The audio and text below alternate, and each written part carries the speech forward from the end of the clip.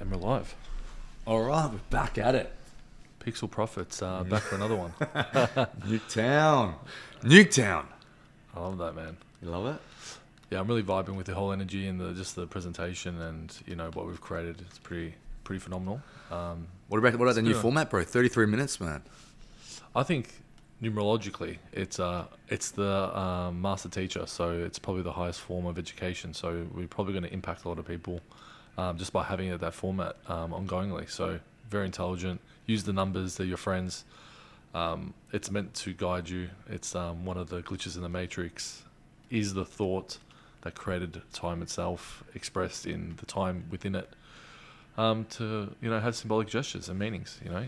You got me into the numbers now. Now I'm seeing. Actually, I was into numbers a little bit before, angel numbers, but then you got into the numerology behind it all, and it was fascinating, isn't it? Well, yeah, people actually dedicate their lives to this. So successful people that do many things. So it does get matched up a lot with Chinese zodiac and so on and so on. Yeah, that's true. If you go into that level of sports bettors, for example, will say, well, this guy's in his friend year, he's in his enemy year, he's versing his friend, his enemy. So he's obviously going to lose or he's going to win. Wow, they're using that. They're going there in betting now as well. Sports betting, big component is using numerology for sports betting. Yeah, is it? It makes sense. Look, if it's backed and it's successful, then why would you not use it over and over again? I think if you understand the numbers, you're seeing the matrix code, so why not? I'm very aware of numbers around me, so I'm always seeing the 444s, 888s, 7s, like the triple numbers, which I call angel numbers. That's what I'm really aware of. But if I see a 33, I'm thinking Scottie Pippen. I see 23, I think Michael Jordan win. So I've coded my brain also to see 23s as wins. Scottie Pippen's a 33s, you still you're in the game. I use it that way as well. Yeah, and look, it could be not even just a placebo. It could be what's internal is reflected external. So it's you just know it so well that you start seeing the patterns. Yeah. And maybe you create the patterns. But when you start creating, yeah. But that's also great because you've created a pattern that is verifiable. Reliable, yeah, so and you can rely on it. You can rely on it. 28's a very lucky number. Supposedly, it's a very good number for money. Bad for relationships. It's supposedly there's a yin and yang to each characteristic. Okay, yeah. It's like soccer. If you're a good attacker, you're not going to be a good defender. Yeah. So there are downfalls. For example, number 7s are high intelligence, but they're not good articulators. Oh, really? So they've got all this intelligence, but they can't communicate it to anyone.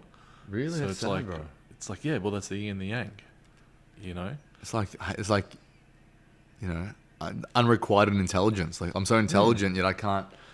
So can you improve? Is that what you're meant to be doing? Once you've got say an understanding of your matrix code, this fundamental blueprint kind of code, do you then have to work on those complementary skills, learn how to communicate better? Is that your focus? Well, look, you could circumnavigate it by learning numerology and just because you got two numbers, right? It's the number, the day that you're born on, and it's also all your numbers added up. Okay. So then you go, okay, well, make sure if he's a 7, he's born on, say, a 33, or he's a 33 life path, so that it balances out the inability to communicate with absolute communication. Oh, really? Okay, So yeah. That's how you really circumnavigate it, because that's really the answer. But yeah, supposedly, you can work on it. But I guess with ChatGPT, you can circumnavigate it to a certain extent. But if you're talking to someone, if they're a good communicator or not. Oh, 100%. There's different degrees. So you have the 34s. So 3 plus 4 is 7. In numerology, they're the most outgoing, most extroverted, the most outgoing and popular ones. Now I'm a 34, so I've got the highest, coolest version of the 7s. Do you? Yeah. And then you got 7s, which are the purest breed of high intelligence, but they're the worst, to communicators. Really? Okay. So there's layers. Is there one number that rules them all, and in darkness binds them? 33 technically is the master teacher. Okay. But I never feel any friction against 33s, but I also don't like that. Okay. There's no fun to be had with 33. It's imagine you're at the end of the game, you're OP'd, and it's not really fun to be OP'd. There's no ups and downs. It's not there's no tension points, right? 22s are sick. I like 22s. I think they're cool. So they're the master builders. They're structured mindsets. good decomposers, so they can destruct things as well as they can create things. So that can be turned internal or external. So you're a 22, so Yeah. you have the structure mindset to build. You can build a city. Yeah, nice. That level of mind. Okay. You can also destroy a city if you wanted to very easily. Probably. You have Probably, the same structure builds and destroys, so you know how to dismantle and create. Yeah. That's cool. Huh? I like that idea. Yeah, it's a very, very cool, very near the Matrixy Yeah. concept, because it's like, oh, then I can deconstruct the Matrix or I can build it up. Very, very cool. And you got the money numbers, which is number 8. So you can get, so money is lubricated, which means it can go up really quick or down really quick. Okay. But your thing is you have to be karmic. So if you're unkarmic, you can lose money very quickly. So if you just think you want to try and cheat the system, the thought itself will manifest into losing money exponentially quickly. Yeah. So they will have the downfalls or risks or bad things, I guess, right? Yeah. But that's where, you can balance out. So you can be a 7 life path with a 33 life path. And it's technically you're a better talker and you're still really intelligent. You know? So it's a good mixture of personal things. And what's it like? So like, I've never talked to anyone about numerology who knew more than you, basically. So you're the person who knows the most in my like world. Yeah. What's it like talking to numerology people who are super advanced? Are they like cool to talk to? They think they know it all. They fucking look at you and say, "Oh, bro, you're fucked." You know, that it's fucking see through the matrix. Like, what is it like talking to someone at a high level, imagine like the Oracle or something? Imagine talking to someone and they're like, "Man, it's such a 7 thing." You know? Bullshit. Like, it's really actually a very welcoming community. It's kind of like, man, make sure you're not doing anything today because your numbers are all fucked up. Really? Okay. So it's very hippie. Is it? It's very, very hippie. How do you find these communities? How would someone who's like, man, I love numerology, I'm feeling the attraction to learn more. Where do you start your journey to find community? Twitter, man. Twitter's the best. How good's Twitter? I don't use it. I only use I don't use social media really. Instagram. Twitter's like a decentralized like networking platform. So is it? You can find whoever you want to find that actually does what they say they do pretty easily. Like okay. So there's a guy called Zerka. So he's like an outspoken guy, and Kanye West just tweeted out an image of him wearing one of his shirts or something like that. He likes Zerka. So you can go straight to a celebrity or whatever pretty quickly. Oh really? Okay. So you can get into a niche and then meet the top person in that niche very quickly. Oh, okay. And communicate pretty openly. So it's pretty revolutionary in terms of that. So X is the way to go. This is good for networking, I would say. You can become pretty better famous. than LinkedIn. You can become more famous quicker. Yeah. Not really tangible. You don't get much money from Twitter in terms of being popular. Like if you release $1 million viewed content, you're getting paid like a couple of cents. Really? You're getting a couple of dollars. It's not big money. It's not Twitch or anything like that. But it's not bad. It's not bad. Is there anything else that interests you? That's like. Or me now is numerology really key in your life right now in terms of cool thing? The story of Christ to me now. Story of Christ has become the biggest archetype immersion that I'm in now. Like I'm just like in love with Christ again and the scriptures and learning about what it means to be a Christian, what it means to have the faith, and to speak the logos. And to really tune into the fact that my mind as a child was completely founded on the idea of Jesus Christ being the Lord and Savior, and every sin through Christ was redeemed, and here's the new covenant, and you go to heaven by believing in Him. Like that's the most powerful message in my brain.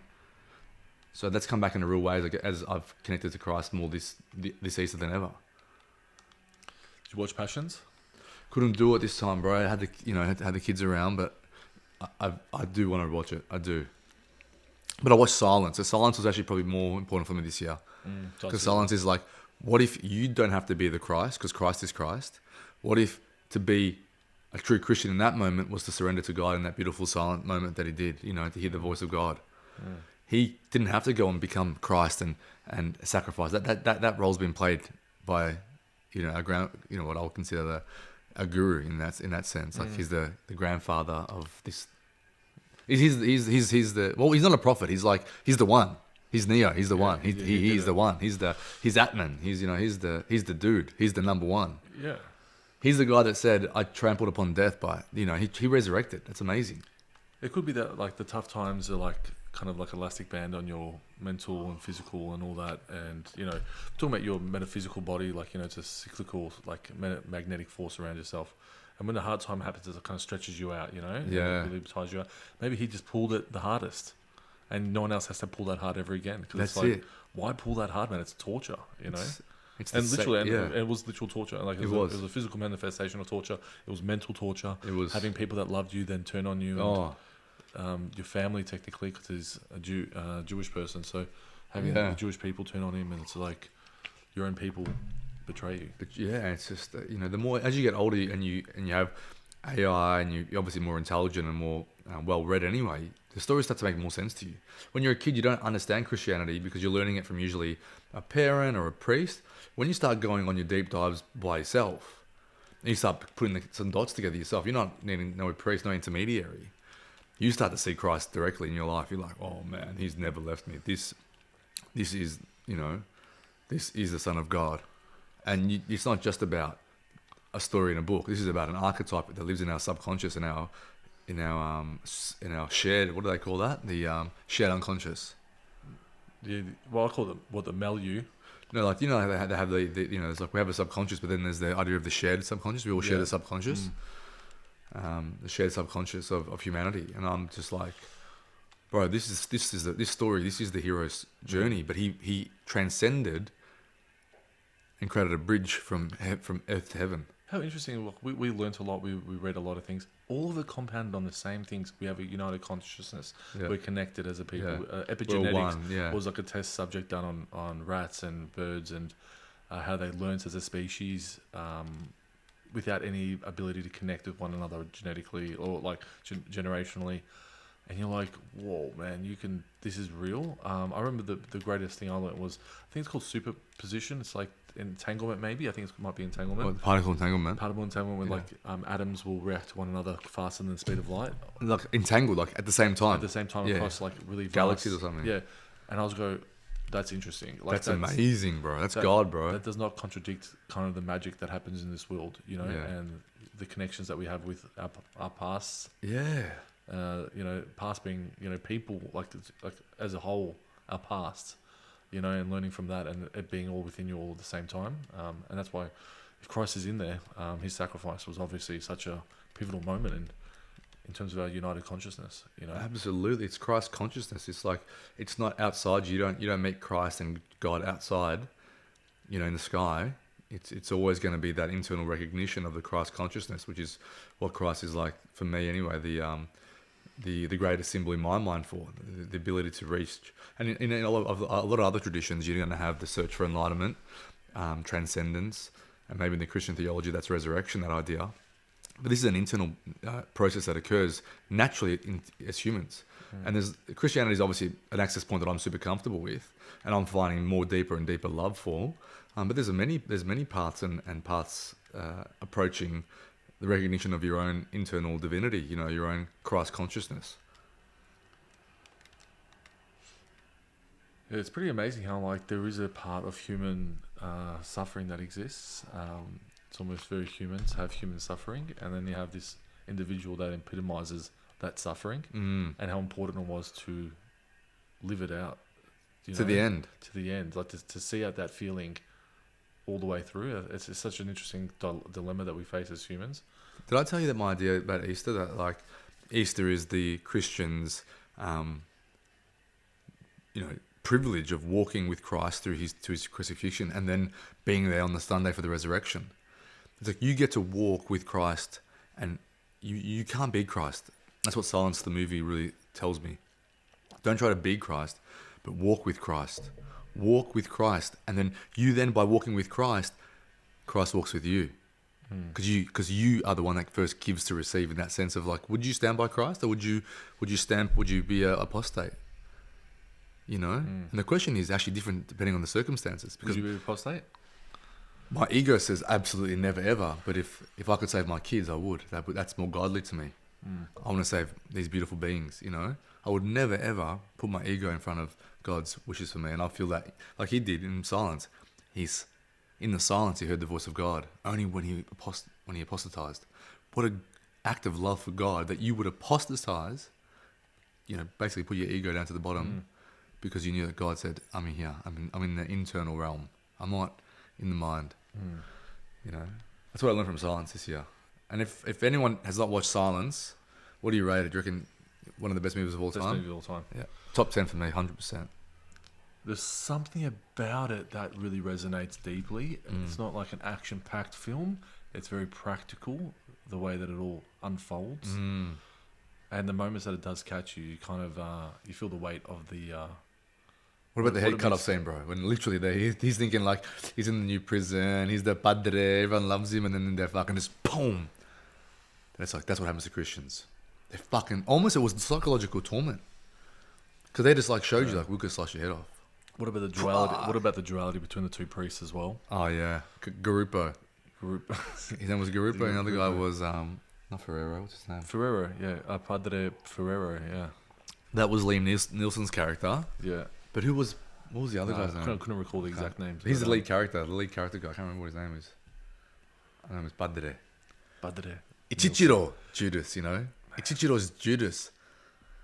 But in the end, his faith was confirmed. I think the thing that really resonated with me the most was when they got off the boat and it's just like this like empty shoreline that's like rocks and it's so cold and they got to figure out how they're going to even tackle this mission. Yeah, wow, true. Do you remember that? Yeah, I never even thought about that. They got to like man, you're on a thin like your lead is so thin into that mainland and it's just desolate. It's like a desolate, and they go into the hut and it's like just wait here and it's like. Are we even doing the right thing? Are we even going to get anything done here? Like we've just been in this hut, this little small hut for such a long time. Bro, what the fuck? You really brought that initial moments to life for me because for me it's all about the ending, like the apostatizing, Ferrero, all of that. But you're right. That initial, we've just rocked up to this place. And fuck. And the contrast between when they're in the Vatican or whatever and it's like Padre Ferrero has apostatized. We've heard rumors or whatever. It's like, no, it cannot be true. And they hold it to such dignity. Yeah. And yet you get there, it's like a pretty human choice. Like it's like, man, they're actually doing it right in front of you. They're literally like torturing people, and it could be you. Like, and it's happening right in front of your eyes. Like, it's not some church idea. This is happening. You'd hope that Christ at that moment would blind your senses to get through a moment like that. A torture like to that caliber. Well, that's the reason the Christ idea is so powerful, because no matter what you're suffering, Christ also suffered.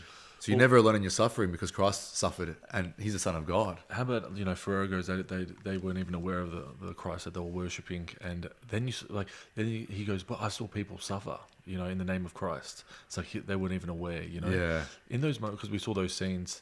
Do you think it was the idea of Christ was what got them through the torture? Like, for example, the water, when they're in the water and it's coming up. And when they're drowning, there's a lot of drowning scenes where they wrap them, the one guy that lasted 4 days and he sung a hymn, like because he was so strong that he lasted. I know that would be like someone like me. I'll just last 4 days. I'm so like, Let's hope we never get ourselves in that situation. Just... Yeah, but you got the Lord with you, bro. Like the Lord's always in you. Well, it's like a video game at that stage. You'd be like, man, I'm going to push this to the limit. Yeah. It's like a video game. Then it becomes like, I don't know, what do I actually believe? I believe in Christos Anesti, bro. Could be bliss. Christos Anesti. It could be actual bliss, like you gave into upholding it is Christ's name.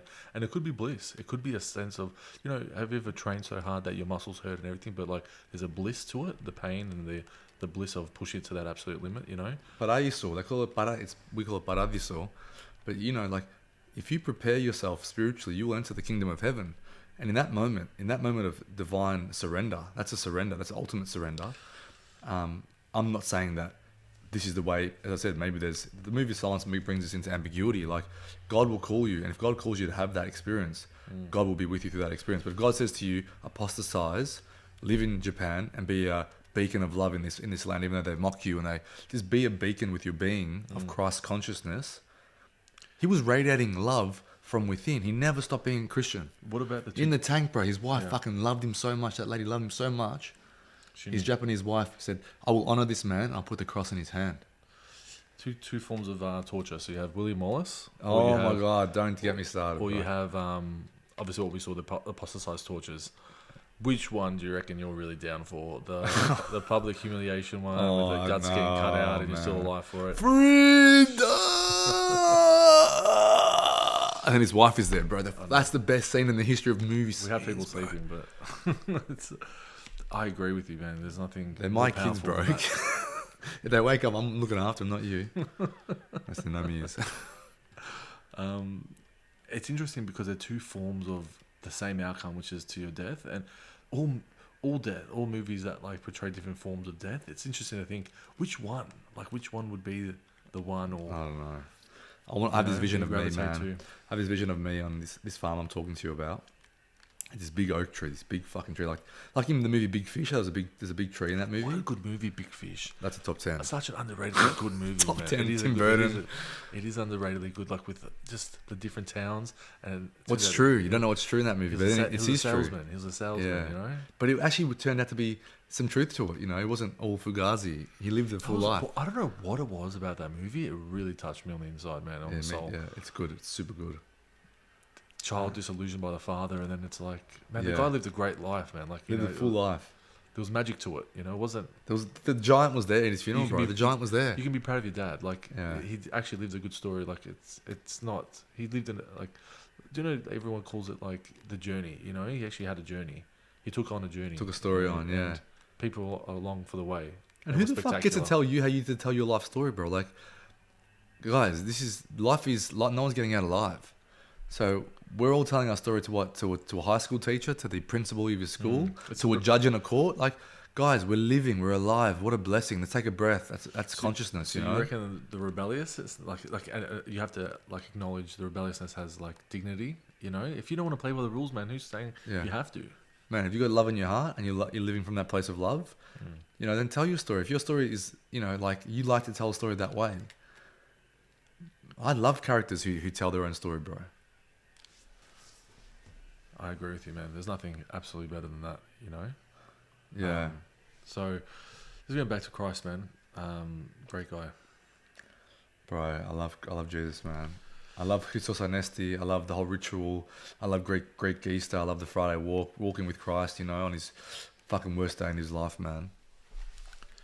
It's very special. I think Friday night is the best night for Greek for me, for Greek. I love Friday nights because I get to go and walk in that walk and show that I'm here with Christ, man.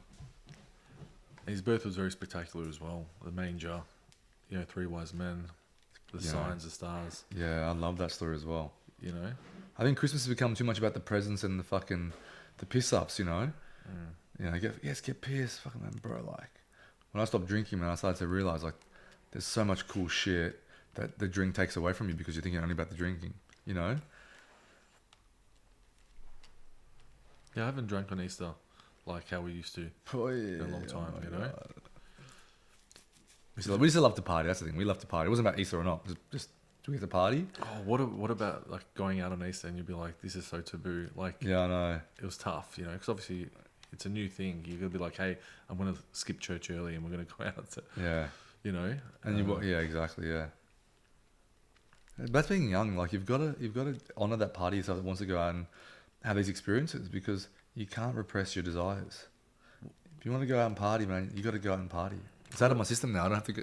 I'm not a 30, 6-year-old, 37-year-old, thinking when can I go and get to Ibiza next? Like, and that's just not my vibe right now. My vibe is like, how can I, buy a farm and set up like a sustainable place to live for my future generations? And maybe that's fucking crazy. I don't know if maybe that sounds like an old person thinking, but that's where my mind is going to me now. I think it's more respectable. I think it's like more identified as like valuable. Like there is actually so much value to that. It's not hopes and dreams. Look, think about this, like the technology in solar is like so much higher than it used to be. So if you said you have a solar system now, it's way more reputable than saying you had one 10 years ago. Yeah.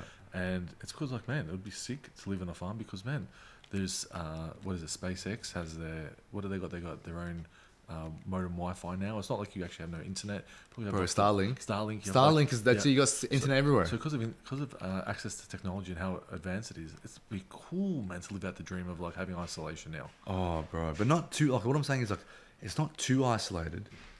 An hour drive is not bad. People do an hour drive with traffic. But do you want neighbours? No, I was saying as long as I know what you're saying, but like imagine that it's I've got no neighbours, I've got a big plot of land, but there's another farm, over there. What if they're weirdos? But that's the And then thing. you got a neighbor that's like, oh my god, I'm See, stuck in see this. how you're already you're killing your own dream. What if they're the best people ever? Yeah. What if they're your best friends, bro? What if they're your best friends? They turn out like I've had neighbors in my most recent building. Yeah. They're my best friends, man. We had the best Yeah. time. You met them, bro. Yeah, they were awesome. Jeremy and Nicole, like they're lovely. They're some of our best friends, man. Yeah. Can't wait to get to a stage I'm really like embedded in like a career path where it's like, man, I'm doing this with my eyes closed. Every night I have to myself or that I have off is like personal time. I can just enjoy myself, have a laugh, have a wine. Yeah. You know, I think that's a really cool place to be at. Obviously, it's great to have a partner and, you know, have that moment with them as well. You know, Yeah, 100%. that'll be a good part of my life is finding a partner that like matches that intelligent lifestyle where you can have heaps of fun intelligently. Yeah. Intelligently, yeah. So it's like you're not just shooting darts at the dartboard and hoping one misses like hits. It's actually like, man, this is going to be really well constructed, and we're going to have a lot of good memories from this because it's really well thought out. And we've chose out of all the decisions to choose this style. I can't wait for that. It's going to be a really You're good gonna love it. joint partnership. Get your numbers right, brother. You have to get your numbers right. Would you base that decision on numbers? Yeah. No, and what if the numbers don't match, but you feel like you're in love? Would you still go there? Well, that's the thing. I'm so attuned with it now. I've done so many case studies. That's never the case. Really? That's never the case. There's one situation that occurs often where I can get a bit, it's with ones. So ones that are highly argumentative, highly competitive. Okay. Now, because I'm a 7, I think I'm really intelligent, right? So they think they're better than me, and I think I'm smarter than them. So what happens at the beginning? We love the competition, right? Yeah. We love the fact that we're actually going at each other. We're vibing off each other. Yeah. But it never ends well. Really? It's, on the long term, it's you run out of the resources to keep fueling it, and then you're just left with the raw feeling of, well, I'm better than you though, right? Yeah. And it's just raw, and it never works out well. So I do base it off numbers, but I've learned that one is the biggest temptation for me to believe in something, because at the beginning it's so good. Yeah. It's like we're actually like, they're intelligent. To think you're better than someone, you have to be intelligent, right? Yeah. So I'm like, whoa, that's really fueling my thing. And they're like, well, this guy's really coming at me consistently with like points of perspective. It's very competitive. I like that. That's good. Okay. But it always turns to fire. It's a power game. It always turns into a power Turns game. into a horrible power game that ruins a relationship, and it's not worth even starting one up. That's interesting, huh? You got the numbers there. A fair few situations where I'm like, far out. Really like that girl. Damn, man. I've got to tell myself, no, you're not going to go down that rabbit hole. You're not going to make the same mistake. It must be hard though, like, because that's like maybe your kryptonite or something. You know, like you love it, but it's no good for you. Actually, that's probably not. That's not kryptonite. No, technically it is, because they're so ready to engage. Most other numbers don't engage. There'd be passive agreement, right? Oh, really? So you'd be passively getting along. Because it's like, well, we're the same. So it's passive, right? Yeah. But they're like coming at you and so engaging. Like, this is what romance should look like. Ah. Because you think romance is an uphill battle. You got to fight for it. It's got to be something that like is deserved over time. And that's what it looks like that at the first glance, that it's a competitive kind of like ladder climbing relationship, because it's getting better. Yeah. But then it reaches the point when you're exhausted. You hit a peak. You impress her so much, she impresses you so much, and then afterwards, what do you do? What do? And how does it end? Does it end like good or amicably, or like just like horrible? In arguments like, well, I'm right, you're wrong. You're wrong, I'm right.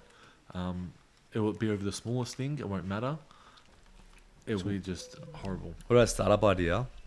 AI uses numerology to match people for Tinder dating. Well, bro, I reckon they will stop it, because they'll be like, this is too accurate, too good. Really? Yeah, they'll stop that. They make enough money off of it. There won't be enough money. People will actually be happy. You know, it's funny. When you're successfully doing something, people will say, you're doing it too well. Yeah. Like, you will be taking away people's right to make mistakes by Yes. 100% the answer. And that's when that's why we're in a corrupt, horrible world at the moment, is because we've allowed all the things that don't work to thrive. Yeah. Because we Too afraid. we will stop people from doing it correctly, where you're telling people what to do and they do it and it works. Yeah.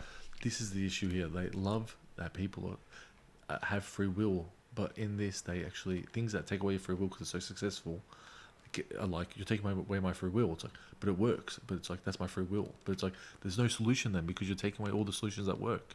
Because if it works, there would no longer be a problem.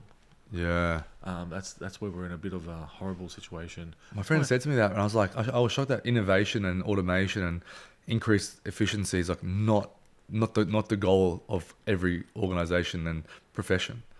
It's like, no, actually, we want to keep jobs, because getting everyone like without a job is scary.